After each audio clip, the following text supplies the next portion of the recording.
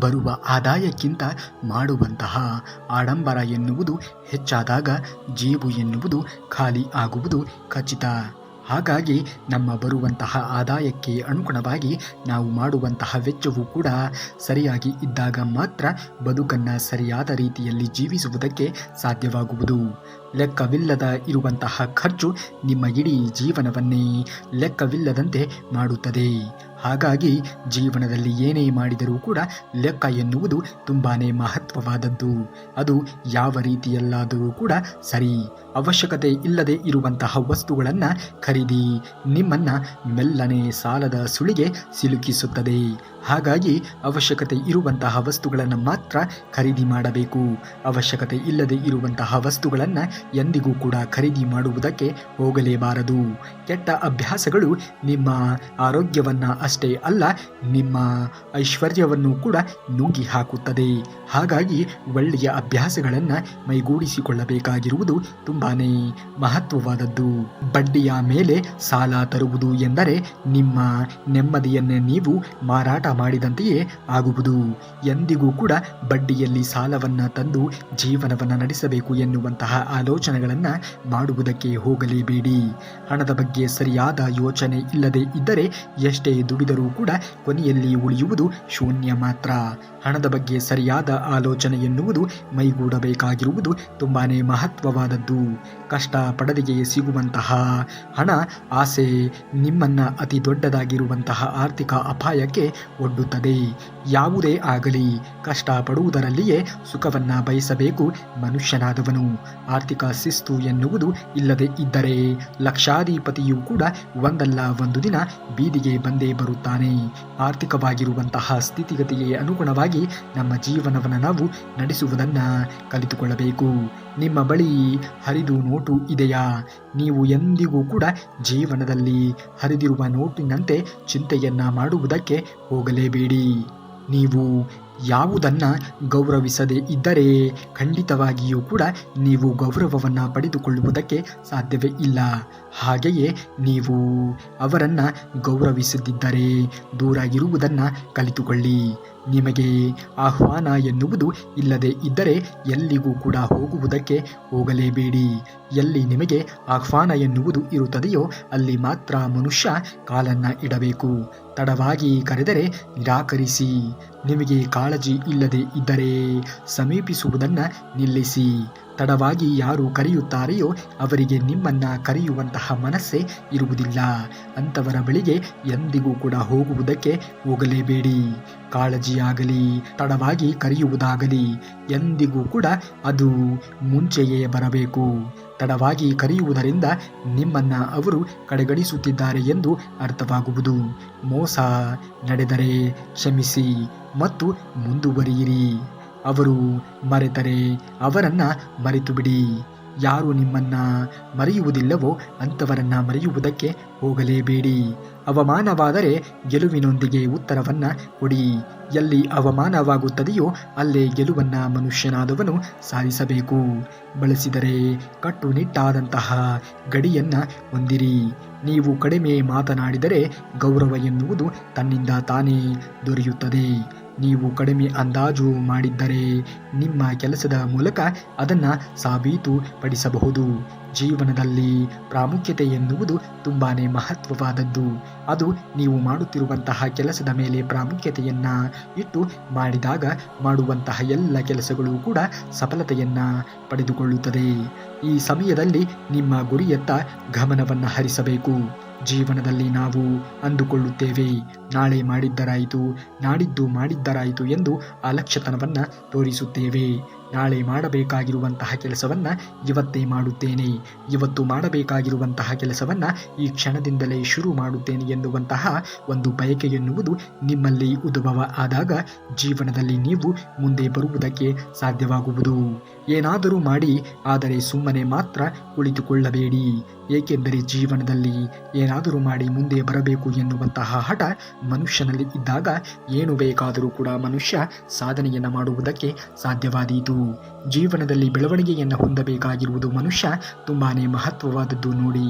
ಹಾಗಾಗಿ ಏನಾದರೂ ಮಾಡಿ, ಆದರೆ ಮೊದಲು ಜೀವನದಲ್ಲಿ ಮುಂದೆ ಬರುವುದನ್ನು ಮನುಷ್ಯನಾದವನು ಕಲಿತುಕೊಳ್ಳಬೇಕು. ಮಾತನಾಡಲು ಕಲಿಯಿರಿ. ಎಲ್ಲಿ ಮಾತನಾಡಬೇಕು, ಎಲ್ಲಿ ಮಾತನಾಡಬಾರದು ಎನ್ನುವಂತಹ ಒಂದು ಚಾಕಚಕ್ಯತೆ ಎನ್ನುವುದು ನಿಮಗೆ ಇರಬೇಕಾಗಿರುವುದು ಪ್ರಸ್ತುತವಾಗಿರುವಂತಹ ದಿನಮಾನಗಳಲ್ಲಿ ತುಂಬಾ ಅವಶ್ಯಕವಾಗಿ ಇರಬೇಕಾಗಿರತಕ್ಕಂಥದ್ದು. ಏಕೆಂದರೆ ಇಲ್ಲಿ ಎಲ್ಲರೂ ಕೂಡ ನಮ್ಮನ್ನು ನುಂಗಿ ಹಾಕುವಂಥವರೇ ಹೆಚ್ಚಾಗಿ ಇದ್ದಾರೆ. ಹಾಗಾಗಿ ಎಲ್ಲಿ ಮಾತನಾಡಬೇಕು, ಯಾವ ರೀತಿಯಾಗಿ ಉತ್ತರವನ್ನು ಕೊಡಬೇಕು, ಯಾರಿಗೆ ಯಾವ ರೀತಿಯಾಗಿ ನಾವು ಉತ್ತರವನ್ನು ಬಯಸಬೇಕು ಅಥವಾ ಕೊಡಬೇಕು ಎನ್ನುವುದನ್ನು ಕೂಡ ನಾವು ಇಂದಿನ ದಿನಮಾನಗಳಲ್ಲಿ ಕಲಿಯಲೇಬೇಕು. ಸ್ವಚ್ಛವಾಗಿರುವಂತಹ ಬಟ್ಟೆಗಳನ್ನು ಧರಿಸಿ. ಸ್ವಚ್ಛವಾಗಿರುವಂತಹ ಬಟ್ಟೆಗಳು ನಿಮ್ಮ ಆತ್ಮವಿಶ್ವಾಸವನ್ನು ವೃದ್ಧಿ ಮಾಡುತ್ತದೆ. ಹಾಗಾಗಿ ಕೊಳಕಯುತವಾಗಿರುವಂತಹ ಬಟ್ಟೆಗಳನ್ನು ಧರಿಸುವುದಕ್ಕೆ ಹೋಗಲೇಬೇಡಿ. ಆತ್ಮವಿಶ್ವಾಸ ಎನ್ನುವುದು ವೃದ್ಧಿಯಾದಾಗ ಮಾತ್ರ ಬದುಕನ್ನು ನೀವು ಚೆನ್ನಾಗಿ ಕಟ್ಟಿಕೊಳ್ಳುವುದಕ್ಕೆ ಸಾಧ್ಯವಾಗುವುದು. ಹಾಗಾಗಿ ಶುದ್ಧವಾಗಿರುವಂತಹ ಸ್ವಚ್ಛಂದವಾಗಿರುವಂತಹ ಬಟ್ಟೆಗಳನ್ನು ಶುದ್ಧವಾಗಿರುವಂತಹ ಬಟ್ಟೆಗಳನ್ನು ಧರಿಸುವುದನ್ನು ಕಲಿತುಕೊಳ್ಳಿ. ಈಗಾಗಲೇ ಹಣ ಉಳಿಸಲು ಪ್ರಾರಂಭಿಸಿ. ಜೀವನದಲ್ಲಿ ಅನಗತ್ಯವಾಗಿ ಯಾವುದಕ್ಕೂ ಕೂಡ ಹಣವನ್ನು ವ್ಯಯ ಮಾಡುವುದಕ್ಕೆ ಹೋಗಲೇಬೇಡಿ. ಜೀವನ ಎನ್ನುವುದು ಅತ್ಯಮೂಲ್ಯವಾದದ್ದು. ಇಂದಿನ ಪ್ರಸ್ತುತವಾಗಿರುವಂತಹ ಸಮಾಜದಲ್ಲಿ, ಇಂದಿನ ದಿನಮಾನಗಳಲ್ಲಿ ನೀವು ಜೀವನವನ್ನು ನಡೆಸಬೇಕು ಅನ್ನುವುದೇ ಆದರೆ ಅದಕ್ಕೆ ಹಣ ಎನ್ನುವುದು ಕೂಡ ತುಂಬಾ ಮಹತ್ವವಾದದ್ದು. ಆ ಹಣವನ್ನು ಎಲ್ಲಿ ಯಾವಾಗ ಹೇಗೆ ಬಳಸಬೇಕು, ಸುಖ ಸುಮ್ಮನೆ ವ್ಯಯ ಮಾಡುವುದಕ್ಕೆ ಹೋಗಲೇಬಾರದು. 1 ರೂಪಾಯಿಯಾದರೂ ಕೂಡ ಸರಿ, ಆ ಒಂದೇ 1 ರೂಪಾಯಿಯನ್ನು ನಾವು ಸಂಪಾದನೆ ಮಾಡಬೇಕು ಅನ್ನುವುದೇ ಆದರೆ ಎಷ್ಟು ಕಾಲಹರಣವನ್ನು ಮಾಡುತ್ತೇವೆ, ಅದಕ್ಕೆ ಎಷ್ಟು ಸಮಯವನ್ನು ಮೀಸಲಿಡುತ್ತೇವೆ ಎನ್ನುವುದು ತುಂಬಾ ಮಹತ್ವವಾದದ್ದು ತಿಳಿಯಬೇಕಾಗಿರುವುದು. ಹಾಗಾಗಿ ಏನೇ ಪಡೆದರೂ ಕೂಡ, ಏನೇ ಒಂದು ವ್ಯಯವನ್ನು ಮಾಡಿದರೂ ಕೂಡ ಅದಕ್ಕೆ ನಿಮ್ಮ ಜೀವನಕ್ಕೆ ಅದು ಪ್ರಾಮುಖ್ಯತೆ ಎನ್ನುವುದು ಇದೆಯಾ ಎಂದು ಯೋಚನೆಯನ್ನು ಮಾಡಿಯೇ ಹಣವನ್ನು ವ್ಯಯ ಮಾಡಬೇಕು. ಸುಖ ಸುಮ್ಮನೆ ಯಾರೋ ದುಡಿದಿದ್ದ ದುಡ್ಡಲ್ಲಿ ಜೀವನವನ್ನು ನಿರ್ವಹಿಸುವುದಕ್ಕೆ ಅಥವಾ ಯಾರೋ ದುಡಿದಿರುವುದು ಬಿಡಿ ಎಂದು ಸುಖ ಸುಮ್ಮನೆ ಹಣವನ್ನು ವ್ಯಯ ಮಾಡುವುದಕ್ಕೆ ಹೋಗಲೇಬಾರದು. ದುಡ್ಡು ದುಡ್ಡೇ ಅಲ್ಲವೇ? ಎಲ್ಲ ಸಮಯದಲ್ಲಿಯೂ ಕೂಡ ಯಾರಿಗೂ ಕೂಡ ಲಭ್ಯವಿರಬೇಡಿ. ಎಲ್ಲ ಸಮಯದಲ್ಲಿಯೂ ಕೂಡ ಎಲ್ಲರಿಗೂ ಕೂಡ ನಾನು ಫ್ರೀಯಾಗಿದ್ದೇನೆ ಅಥವಾ ಲಭ್ಯವಿದ್ದೇನೆ ಎಂದು ಹೇಳಿಕೊಂಡು ತಿರುಗಾಡುವುದಕ್ಕೆ ಹೋಗಲೇಬೇಡಿ. ಒಂದಲ್ಲ ಒಂದು ಕೆಲಸದಲ್ಲಿ ನಿಮ್ಮನ್ನು ನೀವು ನಿರತರಾಗಿ ಮಾಡಿಕೊಂಡಾಗ ಮಾತ್ರ ಬದುಕನ್ನು ನಿಜವಾದ ರೀತಿಯಲ್ಲಿಯೂ ಕೂಡ ನೀವು ಕಟ್ಟಿಕೊಳ್ಳುವುದಕ್ಕೆ ಸಾಧ್ಯವಾದೀತು. ಹೊಸ ಕೌಶಲ್ಯ ಎನ್ನುವುದು ಕಲಿಯುತ್ತಾ ಹೆಜ್ಜೆಯನ್ನು ಗಮನ ಹರಿಸಬೇಕು. ಹೊಸ ಕೌಶಲ್ಯಗಳನ್ನು ಕಲಿಯುವತ್ತ ಹೆಚ್ಚು ಗಮನವನ್ನು ಹರಿಸಿದಾಗ ಬದುಕು ಎನ್ನುವುದು ಒಂದಲ್ಲ ಒಂದು ಕೌಶಲ್ಯಗಳು ಎನ್ನುವುದು ನಿಮ್ಮನ್ನು ಉತ್ತುಂಗಕ್ಕೆ ಸೇರಿಸುವುದಕ್ಕೆ ಸಾಧ್ಯವಾದೀತು. ಎಲ್ಲವೂ ಕೂಡ ಒಂದಲ್ಲ ಒಂದು ರೀತಿಯಲ್ಲಿ ಜೀವನದಲ್ಲಿ ಯಾವುದೋ ಒಂದು ಕಾಲಘಟ್ಟದಲ್ಲಿ ಕೆಲಸಕ್ಕೆ ಬಂದೇ ಬರುತ್ತದೆ. ಹಾಗಾಗಿ ಹೆಚ್ಚು ಕೌಶಲ್ಯವನ್ನು ನಾವು ಇಂದಿನ ದಿನಗಳಲ್ಲಿ ಪಡೆದುಕೊಳ್ಳಬೇಕಾಗಿರುವುದು ತುಂಬಾ ಮಹತ್ವವಾದದ್ದು. ಏಕೆಂದರೆ ಇಂದು ನೀನು ಪಡೆದಿರುವಂತಹ ಅಂಕವನ್ನು ಯಾರೂ ಕೂಡ ಗಮನಿಸುವುದಿಲ್ಲ. ನಿನಗೆ ಇರುವಂತಹ ಕೌಶಲ್ಯವನ್ನು ಎಲ್ಲರೂ ಕೂಡ ಗಮನಿಸುತ್ತಾರೆ. ಹಾಗಾಗಿ ಪ್ರತಿಯೊಬ್ಬರಿಗೂ ಕೂಡ ಒಂದಲ್ಲ ಒಂದು ರೀತಿಯಲ್ಲಿ ಕೌಶಲ್ಯ ಎನ್ನುವುದು ಇದ್ದೇ ಇರುತ್ತದೆ. ಅದು ದೇವರು ಕೊಟ್ಟಂತಹ ಬಳುವಳಿ ಆಗಿದೆ. ಅದನ್ನು ನೀವು ಯಾವ ಒಂದು ಕೌಶಲ್ಯದಲ್ಲಿ ಆಸಕ್ತಿಯನ್ನು, ಯಾವ ಒಂದು ವಿಚಾರದಲ್ಲಿ ಆಸಕ್ತಿಯನ್ನು ಒಳಗೊಂಡಿದ್ದೀರಿಯೋ ಅದೇ ಒಂದು ವಿಚಾರದಲ್ಲಿ ಜೀವನದಲ್ಲಿ ಮುಂದುವರಿಯುವುದನ್ನು ನೋಡಬೇಕು. ನಕಾರಾತ್ಮಕವಾಗಿರುವಂತಹ ಜನರನ್ನು ಎಂದಿಗೂ ಕೂಡ ಮಾತನಾಡಿಸುವುದಕ್ಕೆ ಹೋಗಲೇಬೇಡಿ. ಯಾರನ್ನೇ ಮಾತನಾಡಿಸುವುದಾದರೂ ಕೂಡ ಅದರಿಂದ ನಿಮ್ಮ ಜೀವನಕ್ಕೆ ಒಳ್ಳೆಯ ಅಂಶಗಳು ದೊರೆಯುವಂತೆ ಇರಬೇಕು. ಅಂಥವರನ್ನು ಮಾತ್ರ ಮಾತನಾಡಿಸಿ. ನೆನಪಿನಲ್ಲಿ ಇಡಿ, ಕೌಶಲ್ಯವೇ ಹೊಸ ಕರೆನ್ಸಿ ಇದ್ದಂತೆ. ಈ ಯುಗದಲ್ಲಿ ಕೇವಲ ಪದವಿ ಇದ್ದರೆ ಸಾಲದು. ನಿರಂತರವಾಗಿ ಹೊಸ ತಂತ್ರಜ್ಞಾನ ಮತ್ತು ಕೌಶಲ್ಯವನ್ನು ಕಲಿಯದೇ ಇದ್ದರೆ ನೀವು ಮೂಲೆ ಗುಂಪು ಆಗುತ್ತೀರಾ. ಹಾಗಾಗಿ ಇಂದಿನ ದಿನಮಾನಕ್ಕೆ ಅನುಗುಣವಾಗಿ ಕೌಶಲ್ಯವನ್ನು ಕಲಿಯಬೇಕಾಗಿರುವುದು ಕೂಡ ತುಂಬಾ ಮಹತ್ವವಾದದ್ದು. ಗೌಪ್ಯತೆಯನ್ನು ಕಾಪಾಡಿ. ಪ್ರೈವಸಿಯನ್ನು ಮೇಂಟೈನ್ ಮಾಡಿ.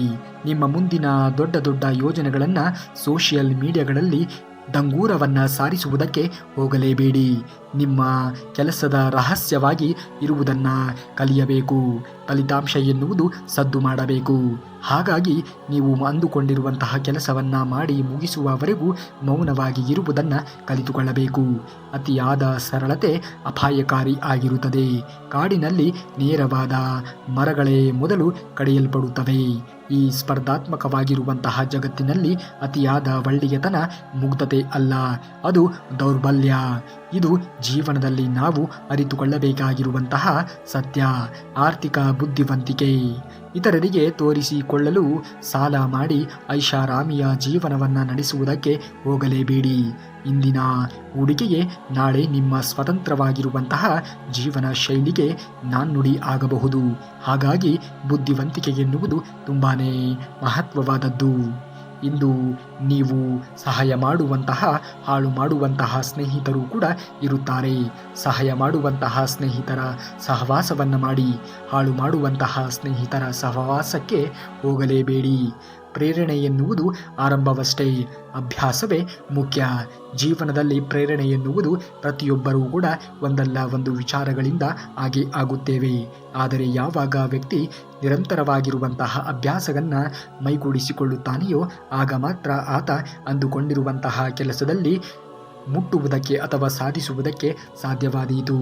ಪರಿಪೂರ್ಣತೆಗಾಗಿ ಕಾಯಲೇಬೇಡಿ, ಅದನ್ನು ಆರಂಭಿಸಿ. ಪರಿಪೂರ್ಣತೆಯನ್ನು ನೀವು ಪಡೆದುಕೊಳ್ಳಬೇಕು ಅನ್ನುವುದೇ ಆದರೆ ಕಾಯುವುದಕ್ಕೆ ಹೋಗಬೇಡಿ. ಮೊದಲು ಕೆಲಸದಲ್ಲಿ ಆರಂಭ ಎನ್ನುವುದು ಇರಲೇಬೇಕು. ಹೋಲಿಕೆ ನೆಮ್ಮದಿಯ ಶತ್ರು. ಎಂದಿಗೂ ಕೂಡ ಬೇರೆಯವರು ಹಾಗೆ ಬೆಳೆದರು, ಹೀಗೆ ಬೆಳೆದರು, ಈ ರೀತಿಯಾಗಿ ಕೆಲಸಗಳನ್ನು ಮಾಡಿದ್ದಾರೆ ಎಂದು ಯಾರನ್ನೂ ಕೂಡ ಹೋಲಿಕೆ ಮಾಡಿಕೊಳ್ಳುವುದಕ್ಕೆ ಹೋಗಲೇಬೇಡಿ. ಹೋಲಿಕೆ ಎನ್ನುವುದು ನಿಮ್ಮ ಜೀವನದ ನೆಮ್ಮದಿಯನ್ನು ಹಾಳು ಮಾಡುತ್ತದೆ. ಹಾಗಾಗಿ ನೆಮ್ಮದಿಯುತವಾಗಿರುವಂತಹ ಜೀವನವನ್ನು ನೀವು ನಡೆಸಬೇಕು ಅನ್ನುವುದೇ ಆದರೆ ಯಾರ ಮೇಲೆಯೂ ಕೂಡ ಹೋಲಿಕೆಯನ್ನು ಮಾಡಿಕೊಳ್ಳುವುದಕ್ಕೆ ಹೋಗಲೇಬೇಡಿ.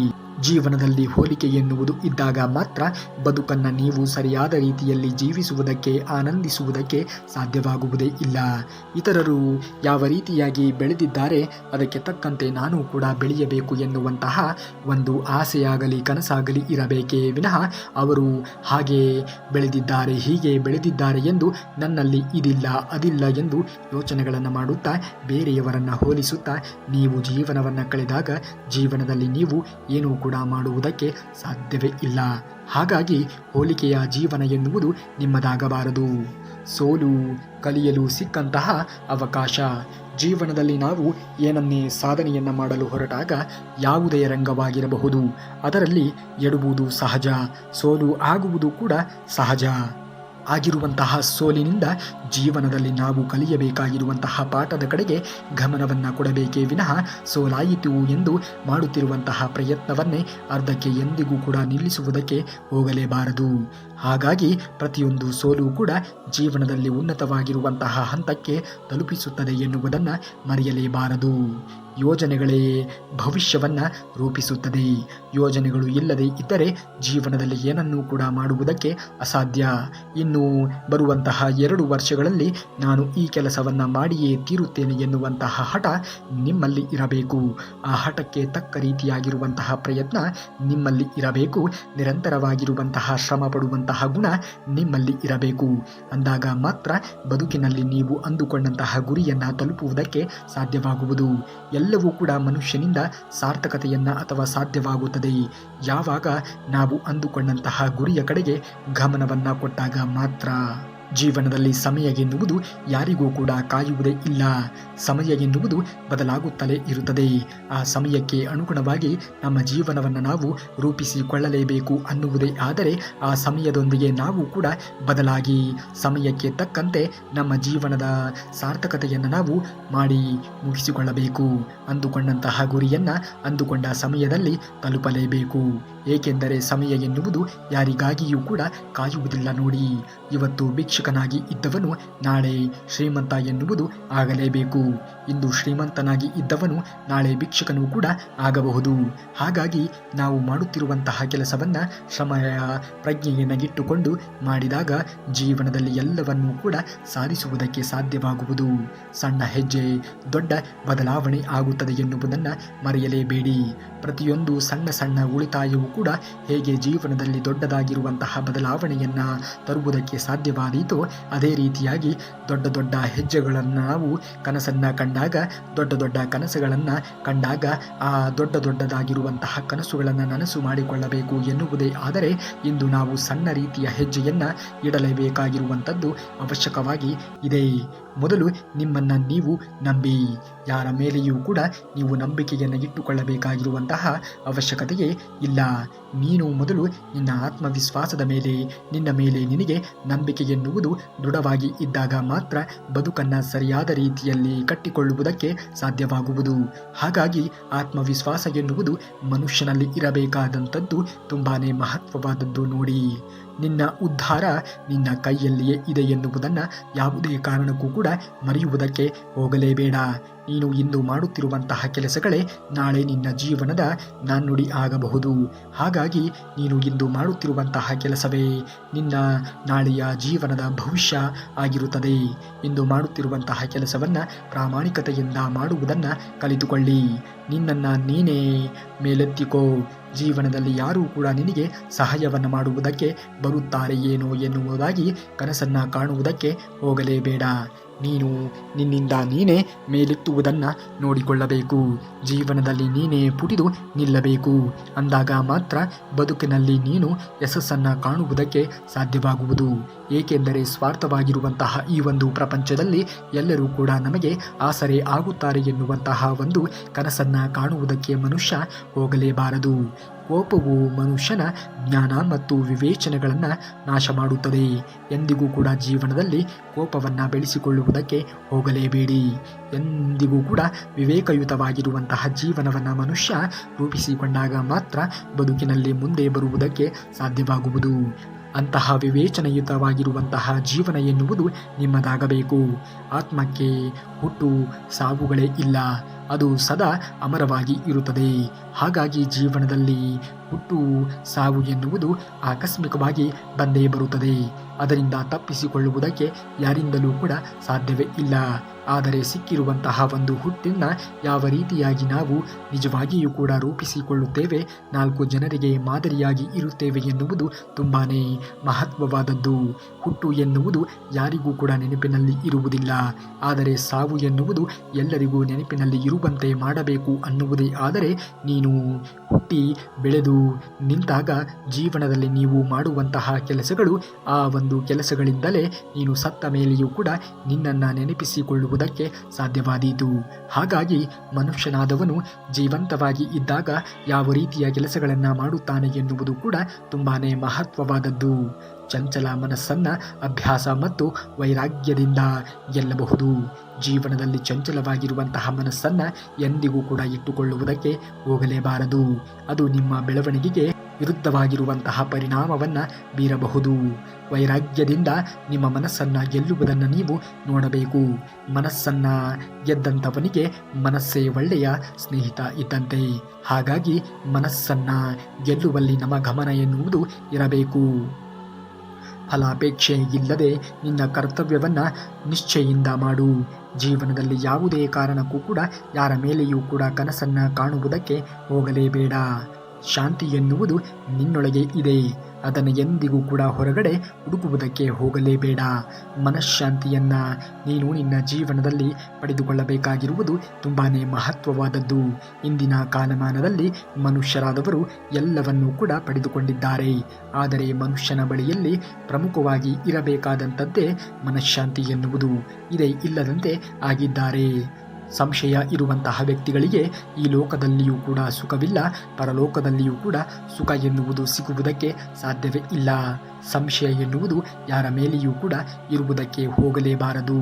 ಸಂಶಯವೇ ನಿಮ್ಮ ಜೀವನಕ್ಕೆ ವಿದಾಯವನ್ನು ಹೇಳುತ್ತದೆ. ಹಾಗಾಗಿ ಯಾರ ಮೇಲೆಯೂ ಕೂಡ ಸಂಶಯವನ್ನು ಪಡುವುದಕ್ಕೆ ಹೋಗಲೇಬೇಡಿ. ಕರ್ಮವನ್ನು ಮಾಡು, ಆದರೆ ಆ ಕರ್ಮ ಎನ್ನುವುದು ಒಳ್ಳೆಯ ರೀತಿಯಾಗಿ ಇರಬೇಕು. ಫಲದ ಬಗ್ಗೆ ಎಂದಿಗೂ ಕೂಡ ಚಿಂತನೆಗಳನ್ನು ಮಾಡುವುದಕ್ಕೆ ಹೋಗಲೇಬೇಡ.